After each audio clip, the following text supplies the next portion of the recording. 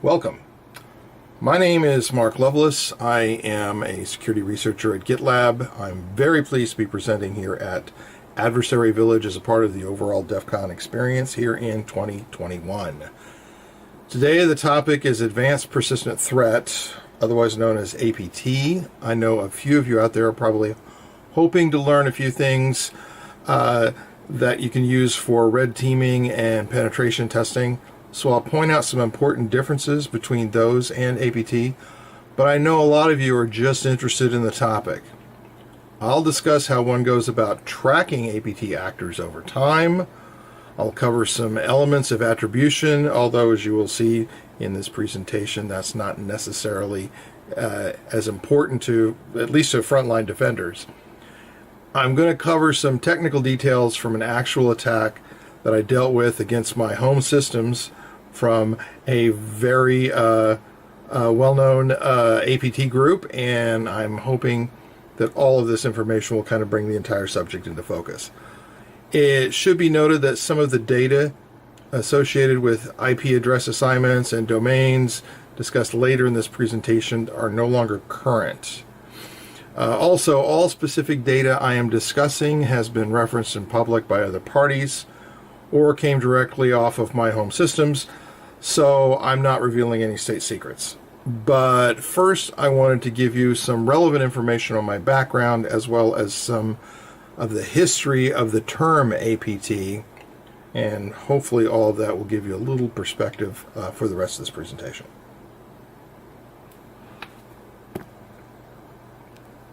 A couple of decades ago, I formed a hacking group known as NMRC. We did the usual goofy hacker things, but we did have a serious side and would occasionally help out a group that needed some technical support. Now, we were doing this for free. Most of these organizations we'd help were involved with human rights. Some were activists who were working against a repressive government and other like-minded activities. We didn't make a lot of this work public for obvious reasons. We didn't want to tip the hand of these governments, nor did we want them to know who we were doing this work for. All right, let me give you a quick example of something that we did that probably got us on the radar. I was working at BindView, which is later acquired by Symantec. We were developing a web scanner that would look for known security flaws, things like bad CGI scripts and whatnot. We needed to stress test it, so we decided we would try to scan a whole bunch of websites at the same time, and since China had a fairly poor reputation when it came to human rights, we aimed this thing at the entirety of China's allocated IP address space. Now, technically, it was only looking for the existence of a file on a website, not code execution. We thought no harm, no foul. But when we did scan certain websites, it would occasionally elicit an interesting response, usually in the form of a DDoS attack. I mean, we weren't trying to really hide where we were scanning from. I was doing this from my house. So after we collected scan results, a couple of us had copies of all this data, and we provided it to those that we knew were fighting the good fight, so to speak, mainly repressed Chinese nationals who were angry at their government. Now, in retrospect, this was pretty poor OPSEC on my part. I had static IP addresses. It wouldn't be too hard to figure out that this scan led to this type of an attack, etc., etc. And in particular, when I started doing things like talking in public about how I didn't like what the Chinese government was doing as far as human rights goes. So it wasn't too hard to be able to track me down and get my feelings on the subject. Now, another area that probably impacted this just as greatly was my employer. I used to work at MITRE Corporation, which is basically a U.S. government think tank, where despite my hacker background, I somehow managed to get a security clearance, which is now expired.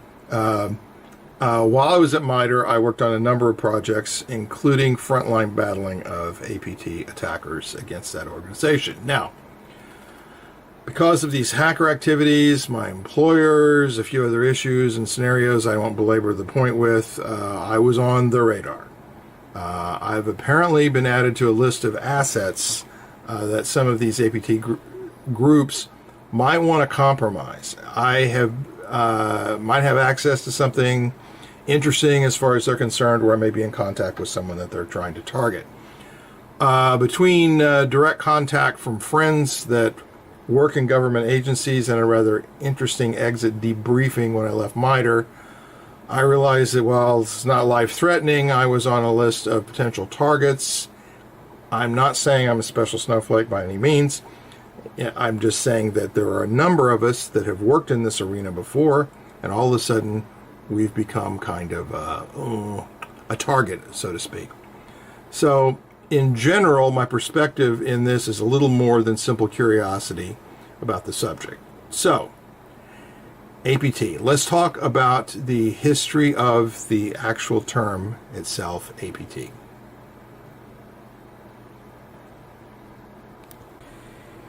In the 90s, the U.S. military used the term Advanced Persistent Threat, or APT for short, to refer to small, self-autonomous enemy commando units. In 2006, the term was applied to cyber-based groups where it stuck, probably because of the similar independent nature of these groups. Instead of the usual distract, disrupt, delay mandate of the commando units, the cyber-based units were all about information acquisition. At the time, these cyber-based groups' main goal was intellectual property for competitive or military advantage.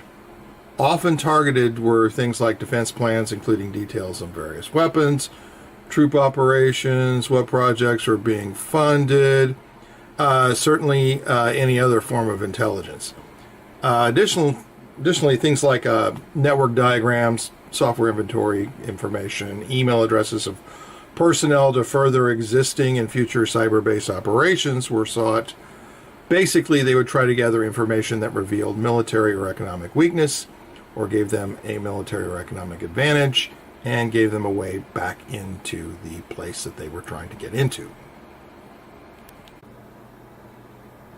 So the ATP battle plan was roughly as follows. There would be a fairly detailed reconnaissance of a target that would include not just what type of systems the target might have, but also identify some of the people and what their jobs were to help with things like spear phishing. They develop an infrastructure for an attack, such as email accounts to send phishing emails from registered domains and set up websites or compromise existing ones, code up and get ready to deploy command and control systems, and so on. Based upon the reconnaissance attack at that point, using a method that should work on the target, once compromised, attempt to move laterally to as many systems as possible, backdoor as much as possible to allow for remote command and control, as well as potential future entry points in case of discovery and being kicked out. They could get back in. And if this was a return visit to a site, perhaps they might be going after specific assets fairly quickly once they get in there. They would then perform the main objective, which it could be to exfiltrate data or something else, such as maybe backdooring source code, etc. And then, of course, they're constantly adjusting things over that entire time as needed to maintain that all-important foothold.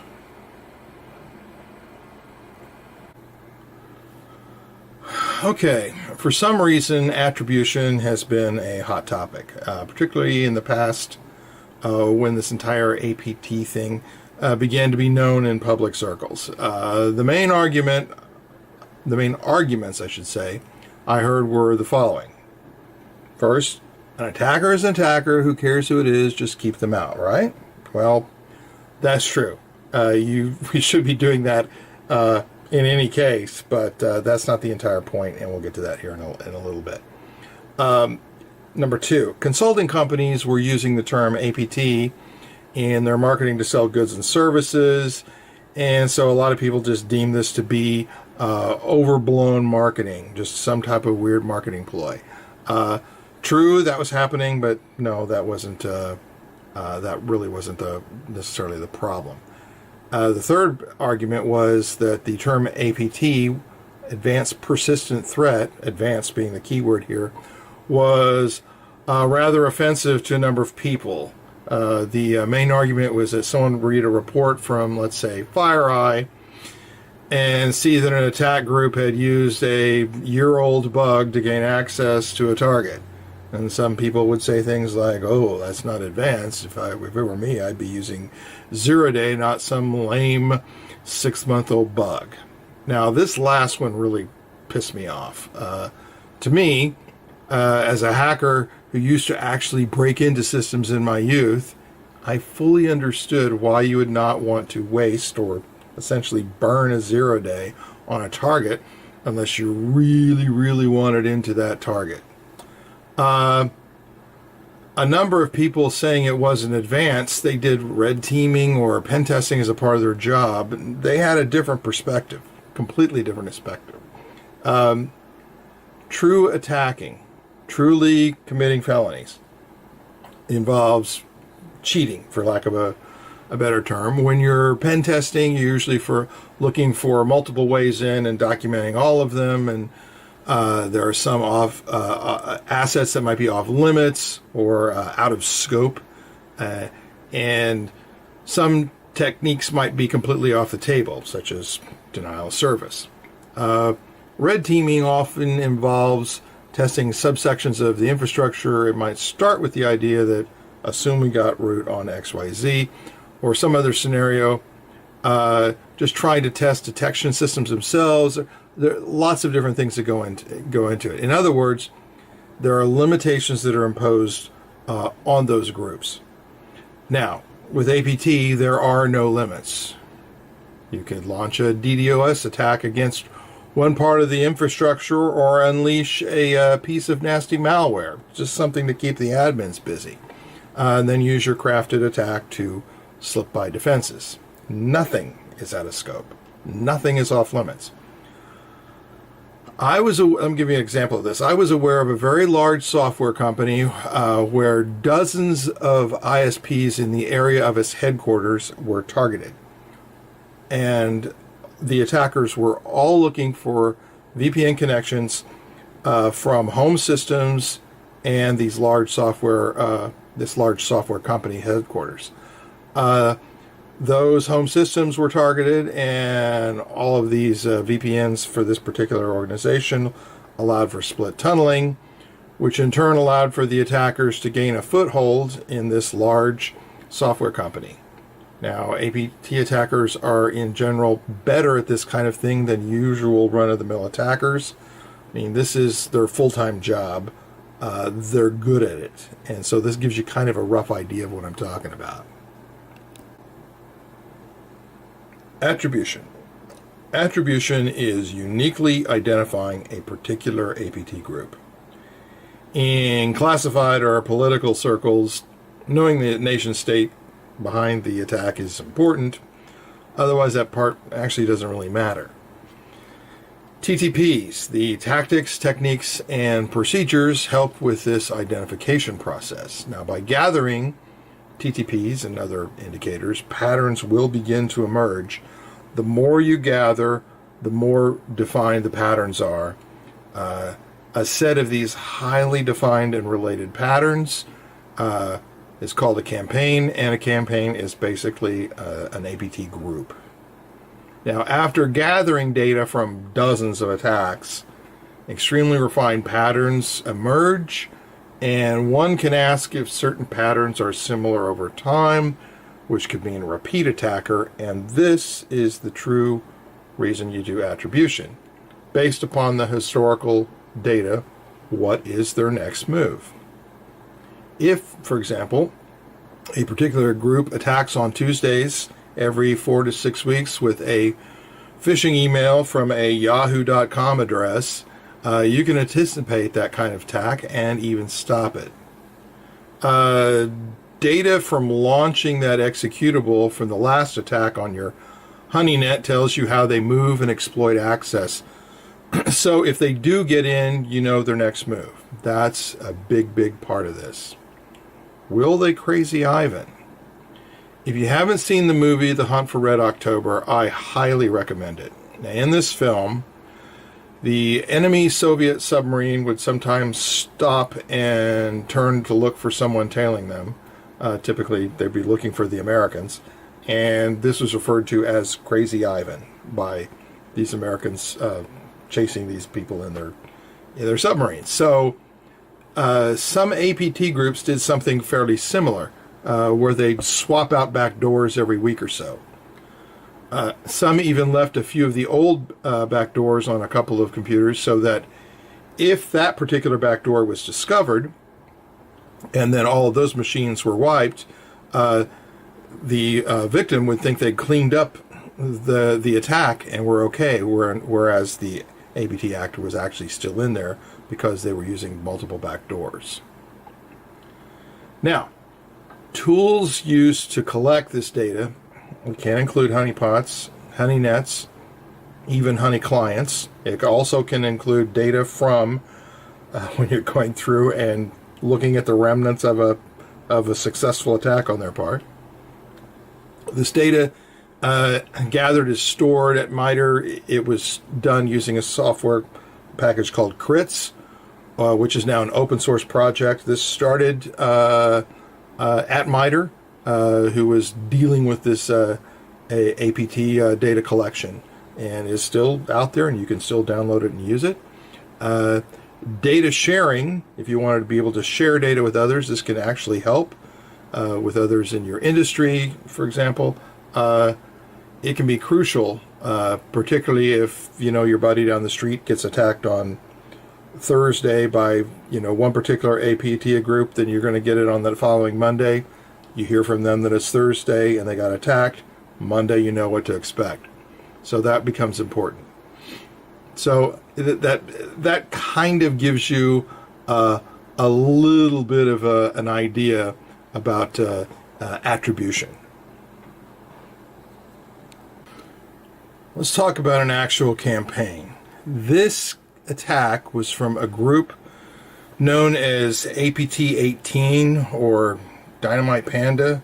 I knew them by the name WECB. WECB is still active to this day. This particular attack took place a few years ago. I don't know if you remember the company Hacking Team and the breach they suffered in 2015. As a part of that breach, they had an Adobe Flash 0-day, which was leaked. So it was going to be patched fairly quick. Now, when WECB saw this breach, within days, they had launched a campaign with a fully weaponized evil flash file. While it is possible that they managed to get the evil file working flawlessly without causing a crash and deploying the payload and all this accurately, it is more likely they already had this particular Flash 0-day and decided now is the time to use it because all of a sudden it had a limited shelf life. They quickly developed a spearfish, and I personally received this fish, as did other select individuals and various organizations. Here are the raw headers of the phishing email I received. Okay, so the TTPs are in blue, and the important data associated with that is in red. This shows just some of the dozens, if not hundreds of things that are collected when doing data gathering. Now, here is the body of the email. There are obvious mistakes in the email, probably because WECB was in a hurry to get this out the door. But the IP address of 137.175.4.132 really caught my eye.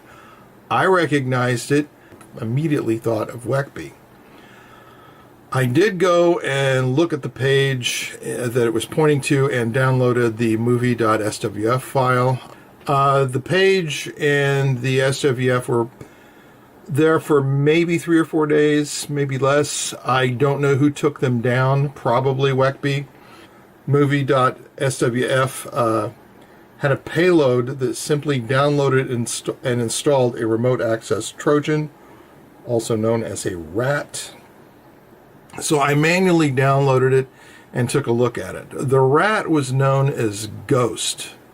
And there are Ghost variants. These were often used by WECB to use a Ghost variant. A bit of analysis on the IP address revealed more information that I remembered as WECB, as did the rat, including the command and control IP address. Now, Ghost is an HTTP browser style rat in that it does periodic queries and it looks for new responses, which helps direct the next command that Ghost will run on the target. In this particular case, it's using DNS text records for command and control. So Ghost traffic looked like DNS queries, and for a typical victim location, this type of traffic would not be blocked and would very easily make it outbound. As you can see, there is the potential for dozens and dozens of different attributes one can use to track individual attack groups. Depending upon the campaign, I have seen TTPs in the hundreds for a single campaign. When you compare these for looking for patterns, and let's say that you get 80% that are common between a newly documented attack and one that's happened previously, you can almost be certain it was the same attacker, especially when you consider that maybe the second place contender for common TTPs might only have, say, 10%. Anyway, enough about our attack attempt. Now let's talk about some fun facts about APT in general.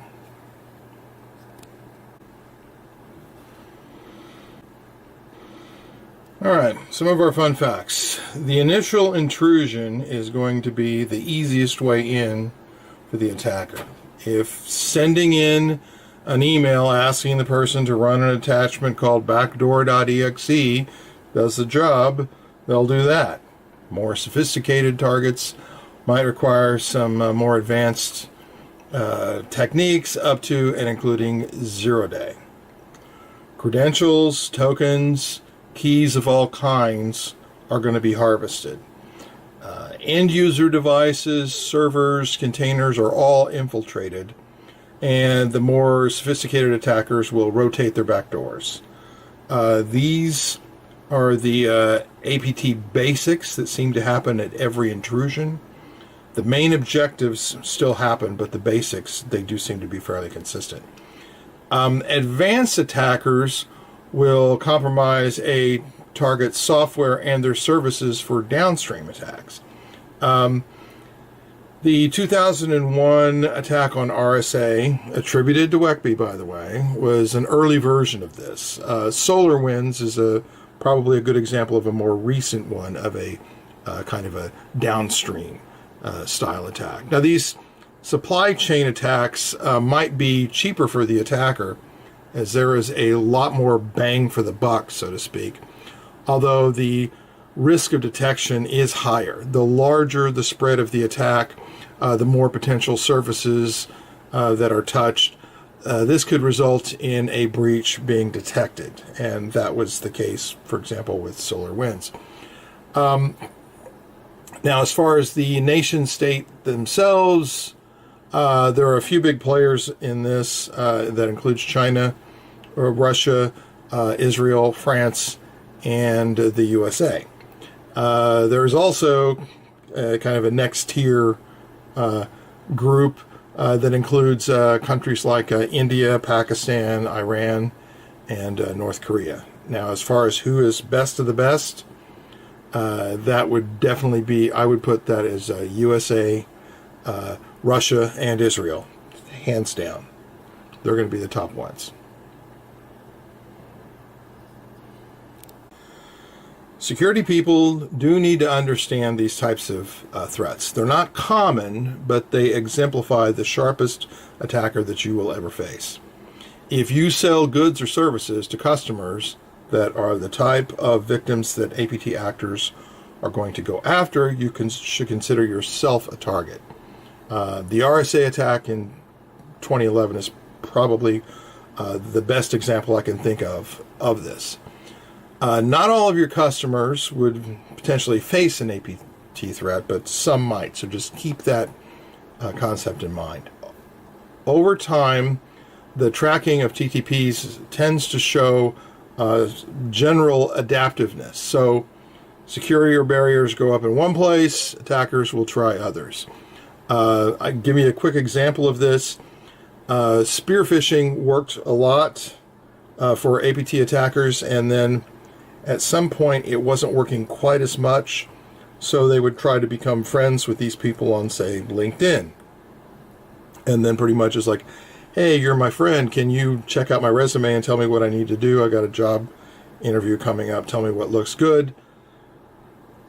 Sure, let me take a look at your resume. Okay, here you go, victim. Here's a nice 0-day in a PDF file that has now owned your system and your organization. So that's an example of how they might adapt to and take on other attack scenarios. So just remember that the whole information acquisition mandate and all of the associated tactics that are used by APT actors are being adopted by non-APT attackers as well. These non-APT attackers, say such as ransomware attackers, they see what's working and they'll go ahead and try to use it. So defending against a potential direct APT attack does have some advantages. All right, let's talk about some mitigations. The basic security tech we have, such as using two-factor authentication, automating our patching on endpoint systems immediately, all that helps. If I were to go further in general terms, I'd say not using Windows and being an all-remote cloud-based company also helps, because that's not as common and it creates a much harder target than what the APT actors are going to be used to. Using things like Google's GCP, Amazon's AWS, this helps because they've been hit themselves pretty hard in the past, and they do a lot of stuff that happens behind the scenes to help secure things. So moving to that cloud environment, if you haven't already, is definitely a big help just for that alone. Get aggressive. Use your red team and employ outside pen test firms and with extremely broad mandates. Remember, APT attackers cheat, and ask these people to cheat on your systems if they're going to give them a fair shake. Fix everything they find. Don't just check off the box of we did the annual test and then wait until next year and do it again. Test frequently with phishing campaigns. I think this is still the number one way that APT actors manage to gain a foothold, is through stealing of credentials in some form or fashion. So make sure that you do phishing campaigns. Finally, do not punish users when you get breached. Reward them when they report things, even if it's a false positive, okay? They are not the security experts. We are, okay? So help them want to help you, and that will obviously help in so many different ways. Okay, that's the end of the presentation at this point. I want to thank you very much for your attention. There is contact information where you can reach me, and just reach out to me if you have any questions, and I'll answer them as best I can. And thank you very much.